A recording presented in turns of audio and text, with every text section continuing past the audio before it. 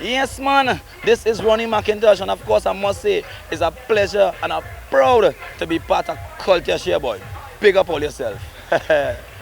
This is CultureShare. We are in Soca Royalty here this evening. We're talking the brand new 1995 Soca Monarch Ronnie McIntosh. Ronnie, welcome once again to the cameras of CultureShare. Yeah, man. It's nice to be part of this, all this excitement here, in TNT. It must be a real kind of special occasion for you coming out the Soca Monarch contest this year, coming out on top. I mean, your career has been all over the place, Ronnie. A number of successful things, but this time, this must be the pinnacle. Tell us a little bit about that experience. Well, this experience, well, to begin with, the actual performance on that night, it was merely just another performance. Obviously, I was totally aware that there was a car involved, but I didn't really pay too much attention to the judges and the car and that kind of stuff. I realized that the stadium was ram-packed, 15, 20, 25,000 people, and I realized that I had to, to make sure and come out and give a great performance, and to the paying patrons, which has been Which the is people. the normal thing. Normal thing. I normally concentrate on the paying people. So I mean, There was an identifiable control something running on the night. Identifiable control. It wasn't the crazy kind of like exuberant, yeah, energetic, yeah. Well, and it wasn't. No, it wasn't that. I must it wasn't admit, that. competition is fairly new to me, and of course, I was aware, as I said, it's a big competition, and I had a great chance. So you find that preparing for competition, whereas making flags and making sure and market the competitive aspect properly. It was new, and that brought on a certain level of tension. And knowing that tension was there, I just made an extra effort to be calm. So I know that tension. So listen, you realize you're tense. You realize it's competition, because I've never been involved in the masquerade and that kind of stuff. Oh, right, that was your first experience, right? I mean, that kind of thing. I've been to like Young Kings and like semi-finals of the Calypso Fiesta, and that kind of stuff, but with no expectations, right? I didn't have much expectations on the Soca Monarch night, but within the word around the tongue and the word of the people, and I know there were a lot of people depending on me to kind of step up. So you concentrate a little harder and that kind of thing. Ronnie McIntosh is the son of one of Trinidad's most illustrious music arrangers, Calypso arrangers, Arthur Koto.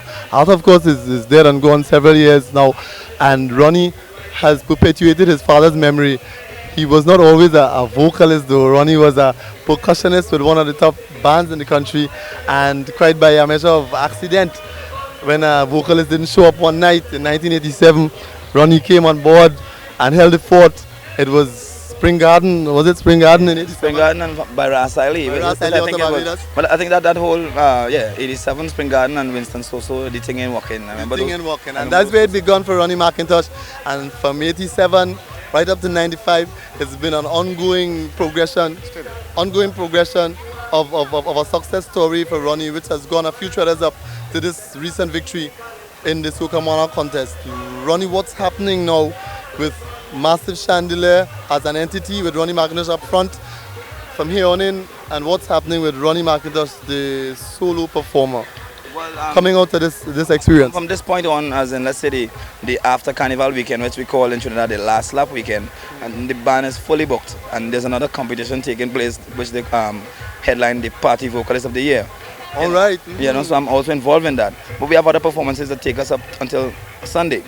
Right after that, the band of itself, we travel on the Cayman Islands and that kind of stuff, and plus I have some solo performances in between, so I think there'll be no rest for me at this point, going through till summer, This is probably going to be, your years are normally busy. This one is probably going to be one of your busiest slightly years. busier, because the years gone by, I have still managed to get a few solo jobs, because taking us back to the Donkey and that kind of stuff. Right. We have always had hits. Chandelier have always had hits. Ronnie have always been in the forefront with the people and that kind of stuff, and that's cool. So I've been able to lock down certain foreign contracts in years gone by. But as I said, I think this year, 95, they will probably get one or two of the free weekends that I might have had will not be free anymore, which I'm prepared to deal with. But do you know that CultureShare is now in London 6 times a week? Very good, sir. And we out in New York every Saturday. We're also in Grenada every Saturday as well. We're hoping to bring the program to other islands, other territories in the region, including Trinidad. We want to, on behalf of CultureShare, extend all our congratulations to you. It's been some hard work for a number of years. You thoroughly deserve what you've captured. and we want to wish you continued success.